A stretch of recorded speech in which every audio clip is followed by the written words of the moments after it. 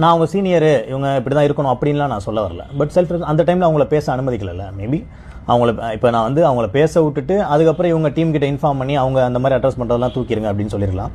But Manimekalai இதையும் சொல்லியிருக்காங்க, நான் டீம் கிட்ட நான் நிறைய வாட்டி சொல்லிட்டேன், பட் வந்து அவங்க கேட்க மாட்டாங்க அப்படின்னு சொல்லும்போது வேற ஒரு இருக்குது. ஏன்னா இப்போ வந்து ஒரு கார்பரேட்டில் நம்ம எல்லாருமே ஒர்க் பண்ணும்போது ஒரு என்ன சொல்கிறது, ஒரு கொலீக் கிட்ட வந்து பேசும்போது இன்கேஸ் வந்து அவங்களுக்கு அப்படி சொல்ல முடியலன்னா எல்லாரும் மாதிரி சொல்லியிருக்க வேணாம், தனியாக வந்து பிரியங்காவை கூப்பிட்டு, ஏன்னா 2 பேர் ஃப்ரெண்ட்ஸ் தான், கூப்பிட்டு வந்து சொல்லியிருக்கலாம், இந்த மாதிரி நீங்கள் வந்து அந்த மாதிரி சம்மப் பண்ணுறதுல எனக்கு பிடிக்கல, ஸோ அதை நீங்கள் பண்ணாதீங்க அப்படின்னு சொன்னால் பிரியங்கா இது ஒரு மேட்டரே இல்லை அப்படின்னு சொல்லிட்டு அவங்க பாட்டுக்கு பண்ணியிருப்பாங்களோ என்னவோ எனக்கு தெரியல. அது மேபி அவங்க மணிமேகலை, நான் மாடுக்கு பால் கறக்கும் போது நீங்க வந்து எந்தெந்த ஷோ பிரிச்சு எடுத்துக்கலான்ற வரைக்கும் நீங்க வந்து இங்க பேசிட்டு இருந்தீங்க, நான் அதை பார்த்தேன்.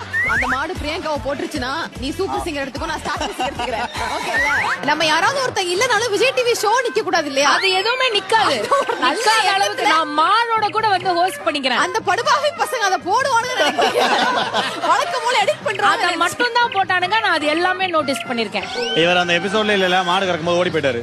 மணிமேகலை என்ன சொல்றாங்க, இது நான் பேச வேண்டியது ஆங்கர் போர்ஷன் நீங்க ஏன் பண்ணிட்டு இருக்கீங்க அப்படின்னு சொல்லிட்டு டேரக்டா கேக்கும்போது இவங்க என்ன கோச் போய் கேமரால போய் உட்கார்ந்தாங்க. இது வந்து சோர்ஸ் டீம் போய் பேசுது வாங்க அப்படின்னு. இல்ல அவள வந்து மன்னிப்பு கேட்க சொல்லு, நான் எப்படி பண்ண மாதிரி. அப்போ டீம் போய் அவங்க சொல்றாங்க, போய் மன்னிப்பு கேளுங்க.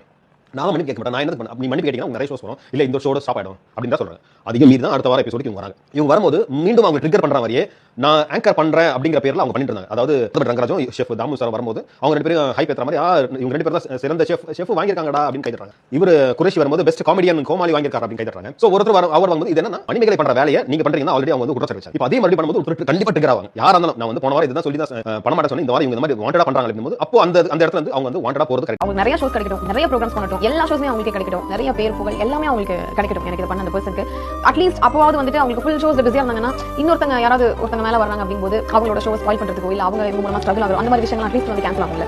ஸோ அதுக்காகவாவது அவங்க வந்து லெட் ஹர் பி ஹாப்பி.